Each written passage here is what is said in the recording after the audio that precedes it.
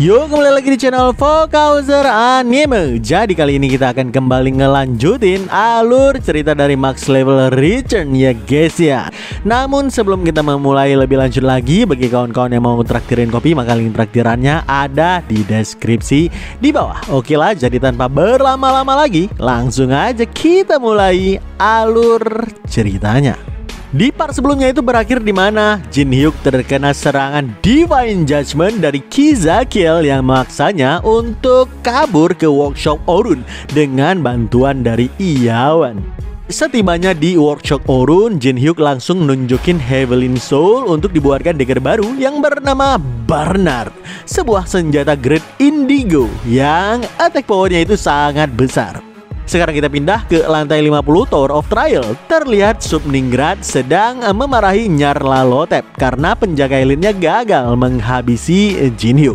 Nyarlathotep merasa kehilangan 3 old guard yang dia rawat baik-baik memang disayangkan. Tapi berkat itu mereka bisa memastikan potensi Jin Hyuk itu yang sebenarnya. Jadinya ini adalah pertukaran yang setara menurut Nyarlathotep.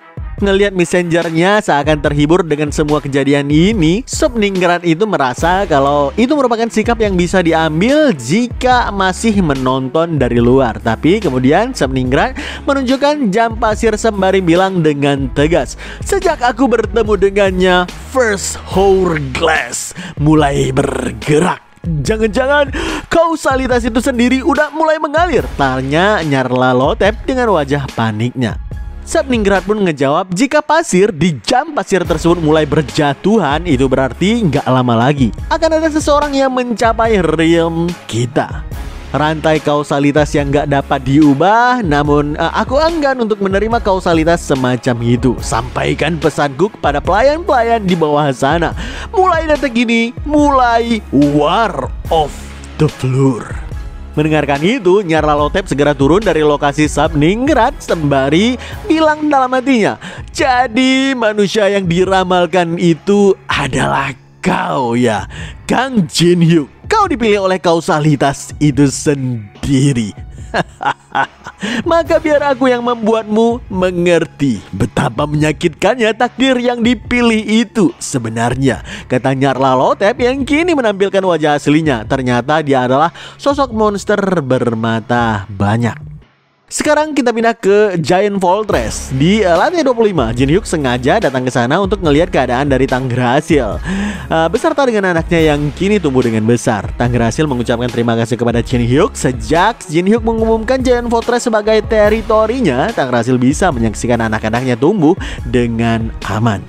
Jin Hyuk pun tersenyum mendengarkan hal tersebut dan kemudian dia nanya di mana Thor dan juga Loki. Tanggrasil ngejawab, Dewa Ragnarok pergi untuk mencari rekan-rekan yang mereka yang tersebar. Mereka menitipkan pesan terima kasih kepada Anda karena udah memastikan mereka bisa mendapatkan kekuatan yang cukup dari World 3. Ucapan itu membuat Jin Hyuk lumayan kecewa sih. Secara dia sebenarnya pengen Dewa Ragnarok membayar hutang atas bantuannya terkait World 3 tersebut. Gak berselang lama, Jin Hyuk pun keluar dari tower dalam keadaan yang sedikit gundah gulana. Memang dengan terselesainya lantai ke-19, umat manusia sekali lagi mendapatkan 90 hari untuk bertahan hidup. Tapi meski kemenangan berhasil diraih berturut-turut, entah kenapa Jin Hyuk gak merasa bahagia kali ini, malahan hampa. Sambil ngelihat senjata Barnard yang baru dia dapatkan, Jin Hyuk dalam hati pun bilang, "Aku seharusnya gembira. Aku udah mendapatkan Crown of Tyranny dan dagger Barnard tier tinggi. Tapi entah kenapa ini nggak terasa memuaskan seperti dulu. Bahkan dengan senjata sekuat ini di tanganku, rasanya semua ini bisa menghilang kapan saja. Nggak berarti lalu menghilang seperti bayangan." Jin Hyuk yang kemudian berlari ke arah rumah mengatakan dalam hatinya, "Perasaan apa ini sebenarnya? Aku punya semua yang kubutuhkan. Terus kenapa ini gak terasa memuaskan? Apa ini mungkin efek samping dari skill pasif Cold Heart? Sensasi mendapatkan hal-hal yang dulu menjadi alasan aku untuk mendaki Tower of Trial. Terus kenapa semua ini terjadi sekarang? Mungkin aku melewatkan sesuatu. Sebaiknya aku periksa terlebih dahulu." Tanpa terasa Jin Hyuk pun tiba di rumah dan membuka pintu. Sontak dia pun kaget karena di sana udah menunggu para rekannya yang memberikan ucapan selamat sambil melemparkan konfeti. Ngelihat semuanya memberikan ucapan selamat sambil tersenyum, mulai dari Casey, Judelo, Dark Emperor, Wolyong, dan juga pastinya Alice, perlahan rasa hampa di hati Jin Hyuk memudar dan berganti ke rasa kehangatan saat ini. Ya, Jin Hyuk yang sekarang selalu punya orang terdekat di tempat dia kembali. Nggak sendirian seperti dulu lagi. Jin Hyuk yang mendapatkan definisi baru dari kebahagiaan akhirnya mentraktir mereka semua untuk menyantap makanan yang lezat. Beberapa hari kemudian, terlihat sekumpulan member Guild Olympus untuk memasuki lantai ke-20 Tower of Trial. Padahal lantai ke-19 belum juga seminggu sejak diselesaikan. Salah satu member pria merasa kesal. Ngapain mereka dipaksa cepat-cepat ke lantai 20? Ini guild atau militer atau apa? Ketua si pria tersebut. Dan rekan wanitanya pun ngejawab, ya mau gimana lagi? Kita kan nggak mendapatkan hadiah di lantai 19. Jadi kita harus tetap grinding di sini. Tiba-tiba Master Guild Olympus yang bernama Paedon menghampiri mereka berdua dan dia bilang, nggak jadi yang pertama menyelesaikan lantai ke-19, harus kuakui itu sedikit menyakitkan. Makanya kita langsung ke lantai 20 yang punya tambang Magic Stone terbesar di penjuru tower. Jika kita bisa mengusir monster yang menghuni tambang itu dan mengambil alihnya, kita bisa untung besar. Ini juga akan sangat membantu manusia untuk mendaki bersama dengan kita. Jadi meskipun sulit, mari kita bertahan sedikit lagi, kata Paedon yang membuat dua guild membernya yang sebelumnya terpaksa berlari untuk melakukan persiapan dengan lebih cepat. Saat para player pada heboh di portal lantai ke-20, Paedon pun langsung mendekati portal tersebut sambil tersenyum. Dia senang karena sepertinya ekspedisi yang mereka lakukan akan lancar. Karena ketua Guild Olympus alias Maria sekarang ditemani oleh salah satu nama yang paling terkenal di muka bumi. Siapa lagi kalau bukan Teresa de Laurentia. Terlepas keluar dari portal, Maria pun mengucapkan terima kasih kepada Teresa karena udah membantunya grinding ke lantai 20. Teresa bilang enggak masalah, apalagi dia tahu kalau Guild Olympus udah investasi banyak untuk menyelesaikan lantai ke-19. Sayangnya usaha Guild Olympus itu sia-sia akibat ulah veteran company alias Jin Hyuk. Jadi udah seharusnya Teresa merasa harus ikut membantu dalam meringankan beban Guild Olympus. Mendengarkan Teresa bilang kalau upayanya ini semata-mata agar guild lain gak terlalu mengeluh terhadap Jin Hyuk, apa Kang Jin Hyuk tahu kalau gadis ini bekerja keras untuk melindungi reputasi orang yang dia sayangi. Terlepas dari itu, mari kita lihat seberapa besar sein baik kita ini tumbuh, kata Maria yang kemudian menyentuh bahu Teresa sembari mengaktifkan skill detectionnya. Seketika jiwa Maria merasuki alam bawah sadar Teresa, di mana di dalamnya penuh dengan cahaya divine yang menyilaukan. Bahkan Maria mengakui kalau kepadatan mana Teresa jauh melampaui kelas menengah pada umumnya. Benar-benar di luar dugaan. Dalam hatinya Maria bilang, apa yang sebenarnya dia lakukan dengan Kang Jin Hyuk sampai bisa sekuat ini dengan sangat cepat? Akan ku periksa lebih dalam lagi, kata si Maria. Persis saat Maria menerobos jauh lebih dalam ke alam bawah sadarnya, tiba-tiba dia tersentak kaget karena ngelihat sosok yang belum pernah dia lihat sebelumnya dan belum dia kenal. Pastinya itu adalah Black Teresa yang kemudian terlihat kesal karena ada orang asing yang seenaknya masuk ke tempatnya tanpa pemberitahuan. Tanpa ragu, Black Teresa menusuk kedua mata dari jiwa Maria dengan jarinya, sehingga dia langsung terpental keluar. Sampai-sampai rasa sakitnya juga terasa kepada tubuh Maria yang asli. Maria nggak tahu kalau salah satu sumber kekuatan Teresa ini adalah berasal dari sosok yang menyakiti kedua matanya itu tadi. Gak berselang lama, Paedon mengenalkan dirinya sebagai wakil ketua Guild Olympus yang baru kepada Teresa di dalam kemah, sekaligus bilang kalau rapat kali ini akan dipimpin olehnya. Ngelihat Teresa kaget dengan sosok Paedon sebagai wakil ketua Olympus yang baru, Maria pun bilang, ya, dialah Paedon, Tracker of Pacific. Masih ingat saat klan Sea Dragon menyerang sebelumnya? Dia mendapatkan ketenaran karena melacak pasukan Sea Dragon yang berhasil lolos dari pengepungan. Dia memburu mereka sendirian dan menghabisi lebih dari 300 mereka. Karena itu aku tertarik kepadanya, makanya aku langsung merekrutnya. Dialah bintang baru Olympus saat ini. Paedon pun membuka rapat operasi dengan menjelaskan kalau lantai 20 dibagi menjadi 3 zona utama: Grey Forest, wilayah Bug Legion, dan juga Black Hill, rumah klan Black Hill. Terakhir wilayah Kultus Phantom, faksi terbesar di mana bos tinggal. Kepada seluruh anggota rapat, Paedon bilang ada 2 jam utama kita akan operasi lantai 20 ini. ada dua tujuan utama kita untuk operasi lantai 20 ini. Yang pertama, hancurkan kultus Phantom dan rebut lantainya. Kedua, rebut tambang Magic Stone sebanyak mungkin. Mengamankan tambang di lantai ini aja akan jadi keuntungan besar bagi umat manusia. Kita akan memulai serangan dengan membasmi monster di Grey Forest. Kita akan membersihkan area ini agar zona Black Hill bisa ditangani oleh kelompok penyerang lain. Karena para orc di lantai 20 jauh lebih agresif dari biasanya. Jadi aku nggak tahu siapa yang akan maju. Siapa sangka para orc tersebut malah dibantai habis-habisan sampai berterbangan oleh Master Jin Hyuk. Siapa lagi kalau bukan Dark Emperor, masternya Jin Hyuk. Di hadapan Jin Hyuk dan juga Wolyong, si kakek mengaku kalau dia udah pulih total. Dengan bangga dia bilang kalau istirahat, makan dan mengerahkan teknik Black Heavenly Demon membuat dia pulih dalam waktu yang singkat. BTW, gimana ceritanya nih Dark Emperor bisa ikutan ke lantai 20 bersama dengan Jin Hyuk? Jadi sewaktu Jin Hyuk mau pamit ke lantai 20 sebelumnya, saat masih berada di rumah, si kakek malah merengek untuk minta ikut. Si kakek bilang kalau dia udah repot-repot datang untuk bertemu dengan Jin Hyuk, jadi ngapain kalau dia tinggal sendirian di rumah. Mengerengekkan Dark Emperor kala itu, Jin Hyuk merasa senang si kakek beneran baik-baik aja saat ini. Setelah Dark Emperor puas bantai-bantai para orc, Jin Hyuk pun langsung tahu kalau orc itu adalah pengintai dari Black Hill Clan. Yang artinya mereka udah sampai di zona para orc. Tiba-tiba Jin Hyuk bilang yang membuat Dark Emperor sedikit kaget. "Master, apa kau mau sparring denganku?" Ternyata Jin Hyuk sengaja memanas-manasi Dark Emperor agar ikut berkompetisi dengannya membantai para orc di zona kediaman mereka supaya Jin Hyuk bisa mendapatkan obor bersinar biru lebih cepat. Sambil terus menghajar para orc tersebut, Jin Hyuk bilang dalam hati, lantai 20 ini kaya akan Magic Stone. Tapi karena aku udah punya lini produksi, itu nggak terlalu berarti juga untukku.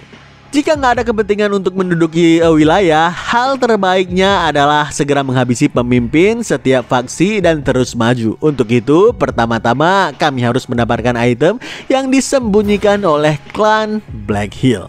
Sementara itu di kuil kultus Phantom, terlihat beberapa bawahan mirip undead tengkorak melaporkan ke High Priest kultus Phantom, Seven Deadly Sin, yang bernama Sloth. Dia mengatakan kalau pihak manusia udah mendirikan poster depan di Grey Forest, serta adanya penyerangan yang mengamuk di wilayah Black Hill juga.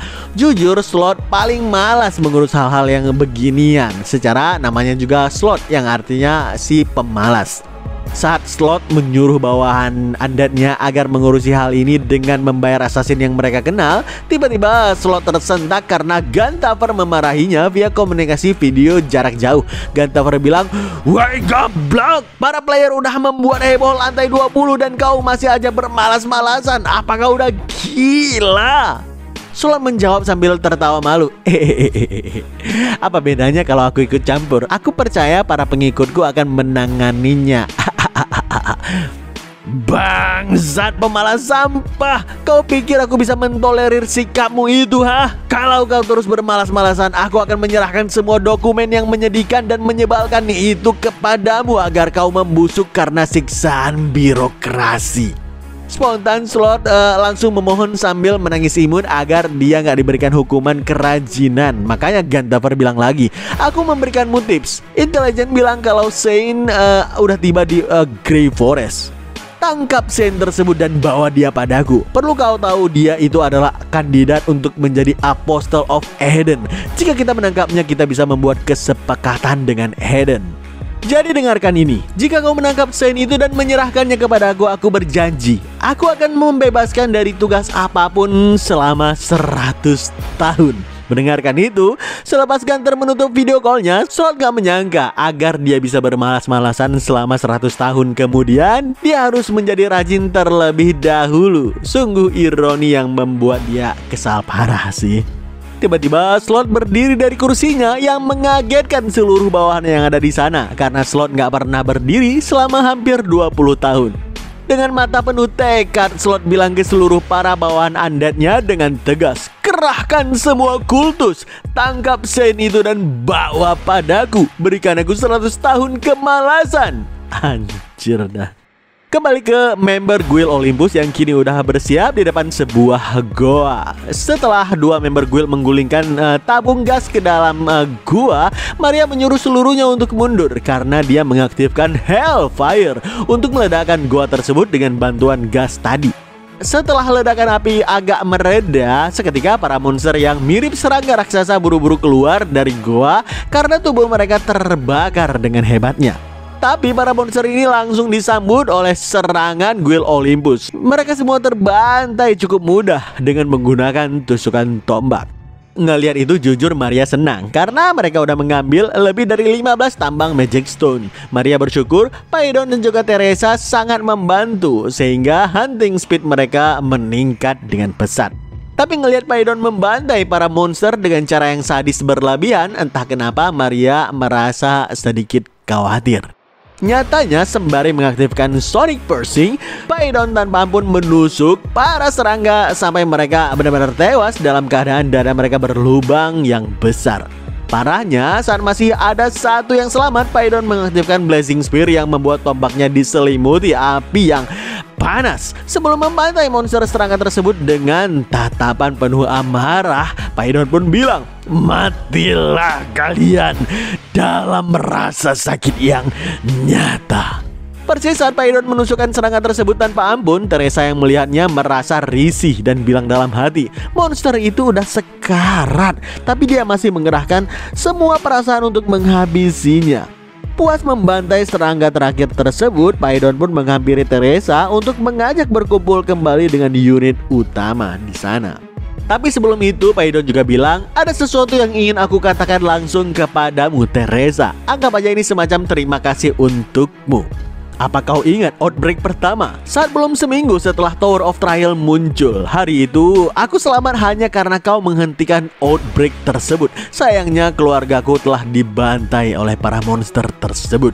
Saat itulah aku menguatkan tekadku untuk bertambah menjadi lebih kuat, untuk mendedikasikan hidupku demi menghabisi jejak-jejak monster terakhir dari makhluk menjijikan Thor ini yang membantai seluruh keluargaku, kata Paidon dengan amarah tertahan yang membuat Teresa lumayan heran ngelihatnya. Sekarang kita pindah sebentar ke lantai 5 Tower of Trial, bangsal psikiatri di mana Andrea berada. Terlihat Alice sengaja datang menemui Andrea untuk menyuruhnya melatih Frey sesuai permintaan dari Jin Hyuk. Alice ngejelasin sedikit ke Andrea kalau Frey adalah bahan eksperimen para alkemis yang menghabiskan waktu yang sangat lama di auction house. Jadinya dia adalah boneka yang nggak tahu apapun soal dunia ini. Ngeliat Alice seperti kecewa karena dia dibawa ke lantai 20, Andrea pun mencoba menenangkannya dengan bilang, seorang bos selalu terbebani oleh urusan yang rumit. Itulah apa yang selalu Anda ajarkan kepada saya. Pasti ada alasan kenapa Master Jin Hyuk mengirim Anda dan juga Frey kemari. Gimana jika kita mencoba untuk mempercayainya lebih lama? Mendengarkan itu, Alice pun kembali ceria dan bersemangat untuk mengajari Frey banyak hal. Kembali ke lokasi Jin Hyuk berada. Saat ini Dark Emperor baru aja mendapatkan item spesial bernama Blue Torch. Sebuah item yang ketika digunakan akan memberikan user pertemuan 1 lawan 1 dengan bos lantai. Dark Emperor senang dia jadi juara 1 dalam mendapatkan item itu. Padahal Jin Hyuk cuma memanfaatkan kekuatan si kakek untuk membantai para orc tanpa bersusah payah. Setelah memberikan item Blue Torch kepada Jin Hyuk, Dark Emperor sempat nanya muridnya mau pakai item itu buat apa. Sambil membuka tirai kemah, Jin Hyuk pun ngejawab, aku punya alasanku tersendiri. Tentu aja semua Black Hill Warrior berkumpul di sini, kata Jin Hyuk yang kemudian memasuki kemah di mana udah banyak orc yang berada di sana. Tiba-tiba ketua klan Black Hill yang bernama Tara Chen bilang, hebat, kalian bertiga mampu mengalahkan semua penjagaku. Apa kau tahu item apa itu sebelum kau mencurinya? Sambil melempar-lempar torch di tangannya, Jin Hyuk pun ngejawab, jangan bertanya hal yang bodoh. Kalau kami nggak tahu, kami nggak akan repot-repot untuk datang kemari. Sebenarnya Jin Hyuk pada awalnya nggak berencana untuk menghadapi Tara Chen, tapi karena udah begini, sekalian aja Jin Hyuk menjadikan Tara Chen beserta pasukannya sebagai bawahan barunya. Persis saat Dark Emperor dan juga Wolyong bersiap untuk menghadapi amukan para orc tersebut, tiba-tiba Jin Hyuk mengaktifkan Dark Heavenly Demon Emperor Art yang seketika memancarkan aura pekat gila ke seluruh penjuru, sehingga Tara Chen dan para pasukannya benar-benar kaget saat merasakan aura tekanan yang sangat gila itu. Terlihat Tara Chen yang berkucuran keringat akibat tekanan aura barusan, dan Jin Hyuk pun bilang kepadanya, "Kau juga merasakannya bukan? Bahkan jika kalian semua menyerangku sekaligus, kalian bahkan gak bisa menyentuh sehelai rambutku. Jika kau menyerang meski kau udah tahu akan kalah, kebanyakan dari kalian akan tewas. Tapi aku udah mendapatkan apa yang aku inginkan, jadi gak perlu sampai sejauh itu, bukan?"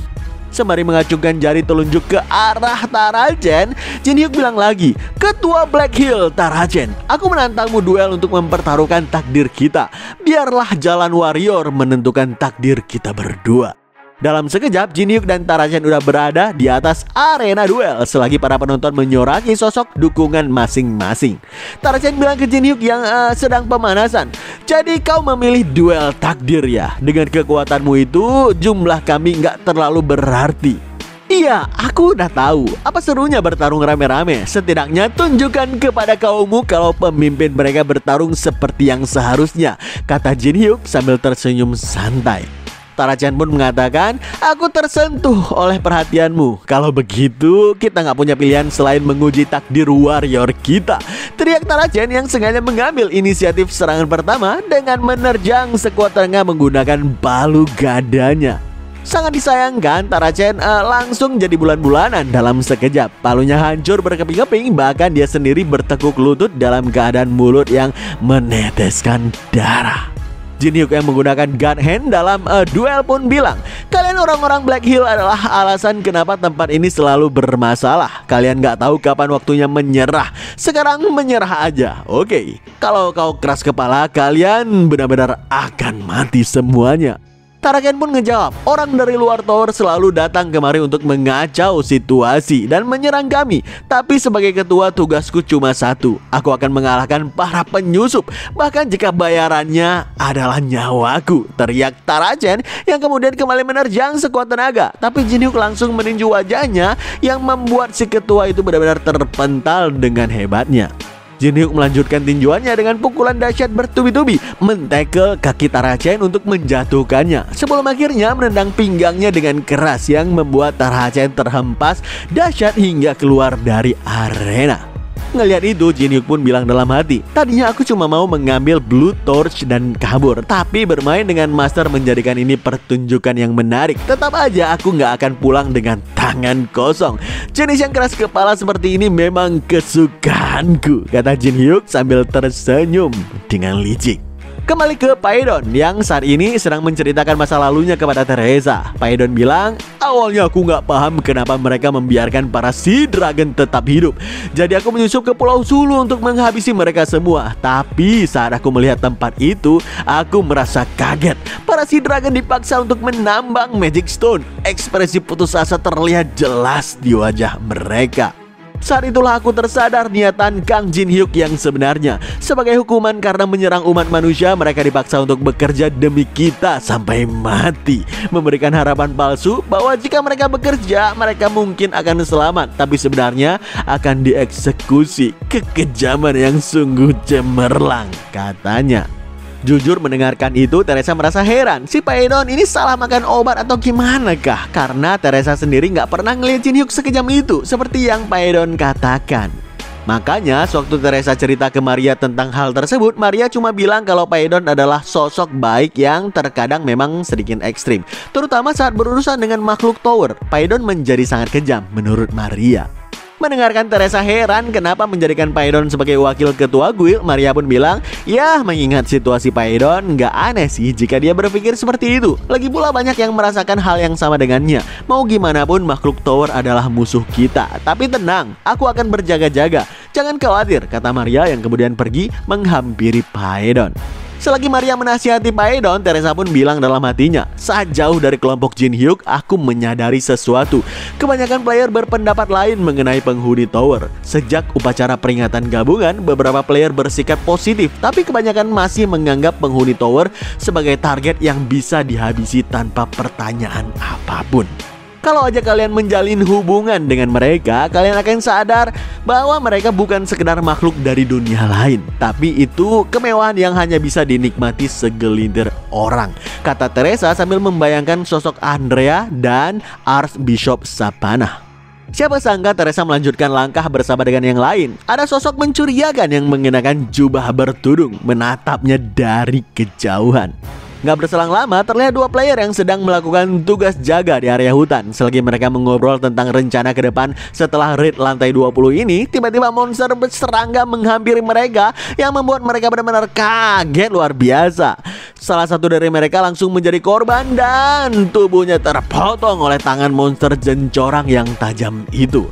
Monster pun mulai berdatangan dengan cepat sehingga salah satu bawahan bilang ke Maria kalau gelombang serangga menyerang. Mendengarkan itu, Maria langsung mengeluarin perintah agar mundur ke markas yang digunakan sebelumnya serta memanggil tim raid untuk kembali. Namun tiba-tiba Maria tersentak karena mendengar teriakan sergapan lain dari bawahannya yang lain.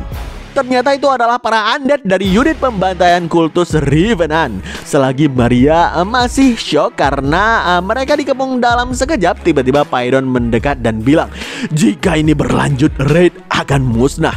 Dobrak lingkarannya bersamaku dan buka jalan keluar. Lalu siapa yang mempertahankan barisannya? Tanya Maria keheranan. Tiba-tiba seseorang melewati mereka berdua sembari bilang ke semua player yang menghadapi undead untuk mundur. Orang itu melakukan lompatan tinggi sembari mengaktifkan area taunting untuk memprovokasi serangan tersebut dari musuh di area itu. Ya, itu adalah Teresa yang kini mengerahkan aura divine-nya. Sembari bilang kalau dirinya akan mempertahankan barisan kepada Maria, Teresa pun segera mengaktifkan Divine Descent-nya. Holy Power berbentuk pedang cahaya raksasa yang langsung memporak-porandakan para undead yang berada di sana. Sementara itu di lokasi Jin Hyuk sendiri, Tara Chen baru aja terbangun dari pingsannya dalam tenda akibat duelnya melawan Jin Hyuk. Siapa sangka Kalakal, ketua dari suku Frostblade, udah berada di sampingnya. Setelah memperkenalkan diri dan mengobrol sebentar, Tara Chen nanya kenapa Kalakal bisa melayani manusia sebagai pemimpin. Bukankah Ice Troll dan mereka juga nggak terlalu berbeda? Gimana bisa Kalakal mempercayai nasib sukunya terhadap orang dari dunia lain, lebih tepatnya dari luar tower?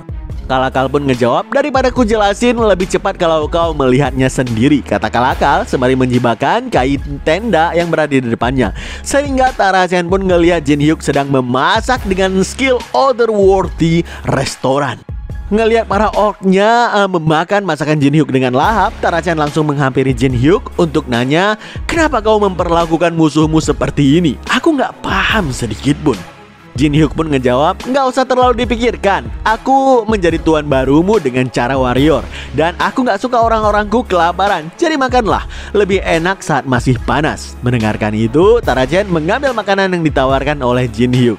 Dan saat dia mulai mengunyah, dia pun bilang dalam hatinya, dulu sekali di kehidupan seorang warrior, aku pernah menerima makanan hangat dari seseorang. Setelah merasakan masakan Jin Hyuk yang paling enak dari semua yang pernah dia rasakan, Tara Chen pun tersenyum dan mulai berubah pikiran kalau nggak semua makhluk di luar tower adalah musuh. Sehingga masih ada cara lain untuk menyelesaikan masalah selain pembantaian. Tapi berbeda dengan pandangan Tara Chen, Paedon malah membantai semua serangga tanpa ampun dengan tekad penuh amarahnya demi menghabisi semua makhluk penghuni tower. Kita berpindah sebentar ke kuil kultus Phantom. Terlihat Slot sedang membuat laporan video call ke Grey Veratis, raja dari pasukan serangga di Grey Forest. Dia mengatakan kalau pasukannya dan pasukan Phantom sedang mengejar player yang lolos dari kepungan. Tapi Grey Veratis merasa kesal karena Orc Black Hill gak datang ke tempat mereka. Makanya kepungannya menjadi hancur. Setelah mendapatkan laporan tersebut, Slot menyuruh bawahannya untuk mengirimkan pesan lain kepada Black Hill yang entah kenapa nggak mendapatkan jawaban dari tadi. Gimana mau dijawab? Para orc Black Hill kini lagi berpesta pora makan bareng Jin Hyuk. Dirasa dirinya udah bekerja keras selama beberapa jam, mungkin Slot pun berniat mau tidur siang sebentar. Tapi tiba-tiba dia tersentak bangun karena seseorang datang ke tempatnya dan dia bilang, "Gak peduli seberapa malas dirimu ini adalah kesempatan untuk bermalas-malasan untukmu selama 100 tahun. Sebaiknya kau segera melakukannya," kata Mongma Remia, bawahan langsung Gantaver. Saat Slot nanya dengan marah, "Ngapain Mongma kemari?" Demon wanita itu pun ngejawab, "Gantaver menyuruhku untuk mengawasimu agar kau gak bermalas-malasan." Mendengarkan itu, Slot meminta Mongma memberitahukan kepada Gantaver agar jangan khawatir. Lagian mengalahkan semuanya cuma urusan waktu saja. Saking malasnya, Slot itu sampai ketiduran di pangkuan Mongma sembari bilang, "Perlu kau tahu, aku disebut Slotful karena mempelajari kemalasan seumur hidup. Aku belajar cara menciptakan lingkungan di mana aku bisa menjadi malas. Yang aku ciptakan adalah kultus Phantom dan Chalice of Antichrist ini. Selama Chalice of Antichrist ada, jumlah Phantomku sama saja enggak terbatas. Hanya makhluk tingkat divine yang mungkin bisa mengalahkan musuh yang muncul tanpa henti. Kau pasti penasaran bentuknya bukan? Nggak akan ku beritahu karena pasti akan kau gunakan." Ngomong-ngomong tentang menangkap Saint, si Saint ini sama sekali nggak ramah dengan para Phantomku, kata Slot yang kini bangun kembali dari pangkuan Mongma. Kembali ke lokasi Jin Hyuk berada. Dalam sekejap semua orc Black Hill termasuk Tarachen udah menjadi bawahan dari Jin Hyuk dan membuat Dark Emperor benar-benar kagum kepada muridnya itu. Tiba-tiba Tarachen tersentak karena mendapatkan pesan dari kultus Phantom dan segera melaporkan itu kepada Jin Hyuk kalau dia beserta pasukannya disuruh menangkap hidup-hidup seorang manusia yang disebut sebagai Saint bersama dengan serangga Grey Forest dan pasukan Phantom. Mendengarkan itu, Dark Emperor langsung tahu kalau Saint yang dimaksud adalah wanita berambut pirang. Makanya Dark Emperor mempercepat makannya agar bisa segera pergi ke sana. Tapi Jin Hyuk malah bilang, "Nggak apa-apa Master, kita nggak perlu pergi. Mereka udah membuat persiapan dari awal." Siapa sangka Teresa ternyata mendapatkan bantuan dari Yusong. Karena sebelumnya ternyata Jin Hyuk udah memberitahukan hal tersebut kepada Yusong ketika di luar tower. Jin Hyuk bilang kepada Yusong, "Sesuai yang aku dengar, Angel dari lantai atas yang dipanggil Gabriel udah memberitahukanku kalau Excellent atas faksi Eden udah memilih Teresa sebagai kandidat apostel mereka. Mereka akan membawa Teresa dan menjadikannya senjata yang kuat, senjata tanpa jiwa, tanpa kehendak diri sendiri, hanya bergerak demi para Angel Eden. Apa yang akan kau lakukan? Kita nggak bisa berdiam diri aja, bukan?" Karena ucapan Jin Hyuk waktu itulah tanpa ragu Yusong mengerahkan Soul Binding Blade untuk menghajar pasukan Phantom dengan kekuatan yang mengerikan. Setelahnya Yusong berdiri di belakang punggung Teresa sembari bilang, "Teresa, bertahan sampai tim Red telah mundur sepenuhnya. Akan kupastikan gak ada yang menghalangimu melarikan diri," kata Yusong yang membuat Teresa tersenyum tenang. Sedangkan Jin Hyuk sendiri saat ini berada di dalam hutan yang penuh dengan keyakinan kalau si penguntit pasti bisa mengamankan Teresa. Berhubung pemimpin kultus Phantom melapor kepada Gantaver, Jin Hyuk langsung tahu kalau perintah penangkapan Saint tersebut pasti datang dari Gantaver sendiri. Sembari ngeluarin dagger barunya yaitu Barnard, Jin Hyuk bilang dalam hati, "Benar-benar Demon Lord yang bermuka tebal. Aku harus menunjukkan kepada Gantaver apa yang terjadi saat dia mengincar orang-orangku. Jika kau mengincar keluargaku, kau akan melihat konsekuensinya," kata Jin Hyuk yang ternyata mendatangi markas para serangga. Sekarang kita berpindah ke starting point lantai 20. Terlihat Maria dan member raid lain udah berhasil tiba di sana dengan aman, kecuali kurang dari 10% nggak selamat berdasarkan laporan dari bawahannya. Namun tiba-tiba Maria tersentak karena nggak ngelihat Paiden ada bersama dengan mereka. Siapa sangka Paiden malah masuk ke hutan yang lebih dalam untuk memuaskan hasrat pembantaiannya terhadap monster penghuni tower. Setelah kelar membantai monster yang terlihat, Paiden pun berniat bergabung lagi dengan pasukan utama. Namun, tiba-tiba matanya terbuka dengan lebar karena merasakan keberadaan misterius dari arah belakang. Spontan, Paiden langsung menerjang dengan tombaknya, tapi dia tersentak dan segera berhenti karena keberadaan orang yang dia curigai adalah seorang wanita yang sedang terluka. Sambil membantu wanita itu bangun, Paiden bilang, "Maaf, aku hampir menyerangmu. Kau dari kelompok mana?"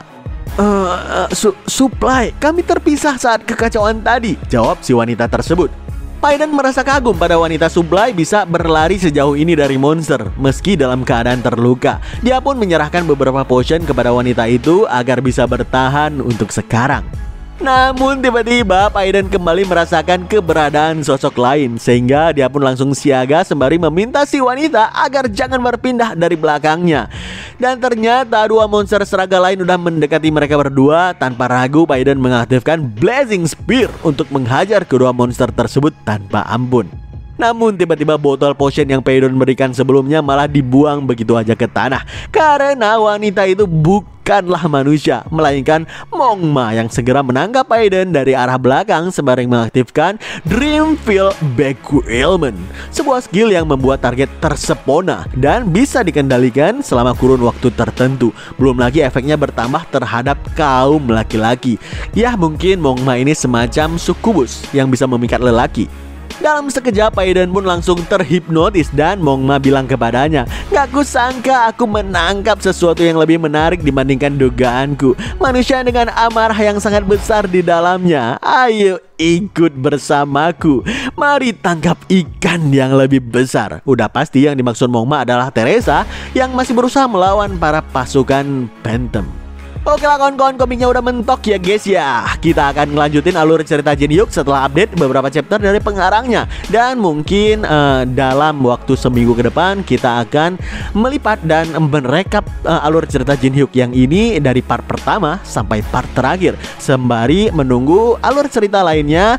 Saksikan terus alur cerita paling jos hanya di channel Fokuser Anime dan stay update.